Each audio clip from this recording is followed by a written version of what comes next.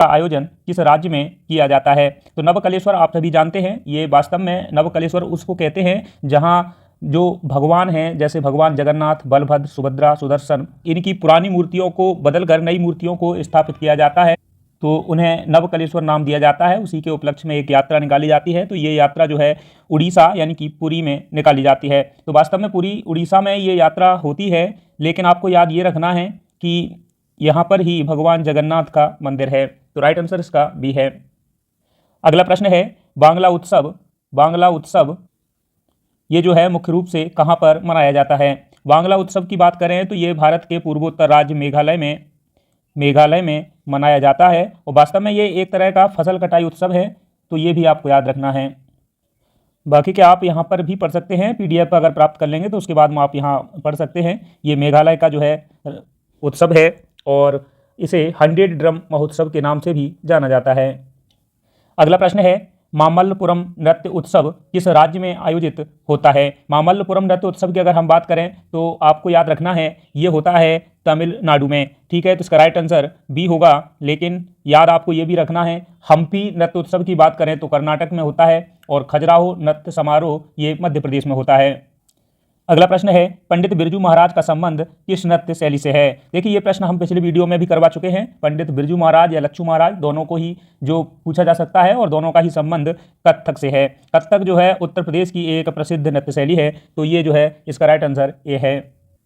अगला प्रश्न है, कर्नाटक संगीत का जनक किसे माना जाता है? कर्नाटक संगीत का जनक जो है ये माना जाता है पुरंदर दास को। तो राइट आंसर इसका डी होगा। लेकिन आपको याद ये रखना है कि ये जो है कर्नाटक संगीत का जनक पूछे तो पुरंदर दास याद रखेंगे। लेकिन अगर आपसे पूछे कि कर्नाटक संगीत की त्रिमूर्ति के नाम से किसे जाना जाता है, तो ये जो है तीनों ही लोगों को कर्नाटक संगीत की त्रिमूर्ति कहा जाता है। तो आप ये याद रखेंगे। आगे लिखा भी है वीडियो में, संभवतः लिखा है, हाँ ये लिखा है, तो आप इसे पढ़ सकते हैं। पुरंदर दास को कर्नाटक संगीत का जनक माना जाता है और अन्य जो 3 व्यक्ति हैं इनको कर्नाटक संगीत की त्रिमूर्ति के नाम से जाना जाता है। अगला प्रश्न है, राजा रवि वर्मा किस क्षेत्र से संबंधित थे? राजा रवि वर्मा के बारे में पिछले भी वीडियो में आपको प्रश्न दिखे हैं, तो आप पता होगा, आपने पढ़ी होगी, देखी होगी, तो आपको पता होगा कि इनका संबंध चित्रकला से है, यानी कि ये प्रसिद्ध भारतीय चित्रकार रहे हैं। इनका संबंध केरल से है। अगला प्रश्न है, मधुबनी चित्रकला किस राज्य में प्रचलित है? तो मधुबनी जो पेंटिंग्स है, मैंने अभी कुछ दिनों पहले ही बताया था, ये जो है बिहार की प्रसिद्ध चित्रकला है। तो इस प्रश्न का राइट आंसर तो बी होगा। लेकिन यहाँ से प्रश्न आपके एग्जाम में बने हैं और आपको और भी प्रश्नों को याद रख के चलना पड़ेगा। देखिए महाराष्ट्र की अगर हम बात करें तो महाराष्ट्र की एक चित्रकला है जिसका नाम है वर्ली। वैसे वर्ली एक छोटा सा क्षेत्र भी है, ठीक है, तो ये महाराष्ट्र में है, तो वर्ली चित्रकला इसी के नाम से प्रसिद्ध है। बिहार की बात करें तो यहाँ मधुबनी, राजस्थान में ये फर चित्रकला है, ये काफ़ी पूछी जाती है। आंध्र प्रदेश में कलमकारी ये प्रसिद्ध है। अब ये प्रश्न क्या है बने हैं पिछले एग्जाम्स में, और आपको एक जानकारी के लिए मैं बता दूं कि मेरी अगली वीडियो जो आने वाली है कुछ ही दिनों में, तो उस वीडियो में आपके आरपीएफ कांस्टेबल में जितने भी प्रश्न एग्जाम में आपके पूछे गए हैं, ठीक है, जीके जीएस के, उन सभी प्रश्नों का समावेश होगा। उन सभी प्रश्नों को अभी एकत्रित किया जा रहा है और आगे आने वाले वीडियो में आपको पूरे के पूरे प्रश्न प्रीवियस ईयर नाम से मिल जाएंगे। जो 2019 में 9 या 10 प्रश्न पेपर हुए हैं, उन सभी पेपरों के जो प्रश्न हैं वह उस वीडियो में मिल जाएंगे। तो आपको अलग कहीं देखने की जरूरत नहीं पड़ेगी, एक ही वीडियो में आपको सभी प्रश्न मिल जाएंगे।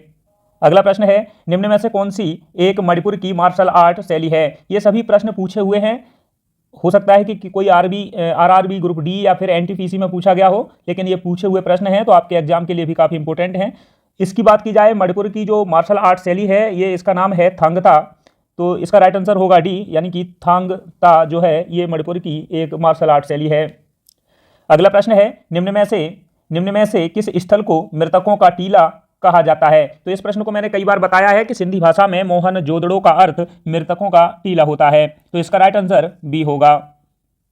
लेकिन कई बार क्या होता है, इसकी खोज पूछ ली जाती है। तो राखालदास बनर्जी ने 1922 में इस स्थल की खोज की थी, ये आपको लिखा मिल जाएगा। साथ में याद रखना है कि वास्तव में ये सिंध प्रांत पाकिस्तान में स्थित है, जो वर्तमान में लरकाना जिला के रूप में है। और लेकिन ये पूछा जाता है कि किस नदी के तट पर है, तो सिंधु नदी के ये तट पर है। अगला प्रश्न है, काफी इंपॉर्टेंट है, निम्न में से किस वेद को भारतीय संगीत का जनक माना जाता है? देखिए भारतीय संगीत की उत्पत्ति साम वेद से मानी जाती है और साम वेद का वास्तव में अर्थ ही साम का क्या होता है, गान से है।